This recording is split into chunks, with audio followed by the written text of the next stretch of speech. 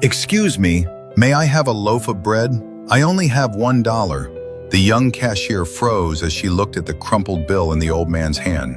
Then she picked up a loaf and handed it to him. "Sir, please take the bread. Keep the dollar." She paused, then said softly, "You need it more than I do."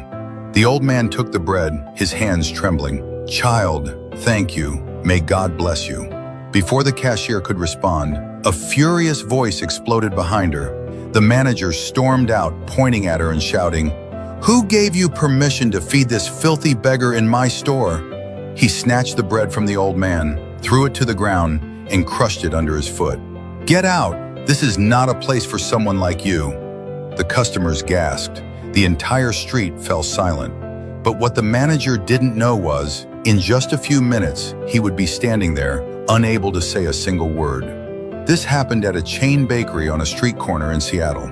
The old man's name was Daniel Cross, 62 years old, gray beard, worn-out coat, like someone walking out of a life already forgotten. The young cashier was Emma, 24 years old. She stood there, shaking. She grew up in foster care, worked non-stop, taking care of a sick father and elderly grandparents. Her kindness was never a performance. It was simply who she was. The manager pointed at her and continued yelling, "You're suspended. Get out of my store, now!"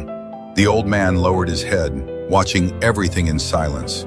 Humiliation was something he was used to, but this time, he decided to end it. Slowly, he took off his worn-out coat. Underneath was a perfectly pressed shirt. Then he unfastened his torn pants. A perfectly tailored suit was revealed. In that moment, he no longer looked like a beggar. The manager sneered. "What? You think dressing nice changes who you are?" The old man didn't argue. He simply walked to the counter and gently placed down a business card. "Daniel Cross, owner, Central Bakery Group." The manager's face turned pale. His throat tightened. His body froze. Daniel looked straight at him and said, "When you think someone doesn't matter, the way you treat them reveals exactly who you are." Then he turned to Emma, still trembling. "And when someone chooses kindness with nothing to gain, that is truly rare." The store fell completely silent. The manager opened his mouth, but no sound came out. "You're fired," Daniel said calmly. The man collapsed, covering his face.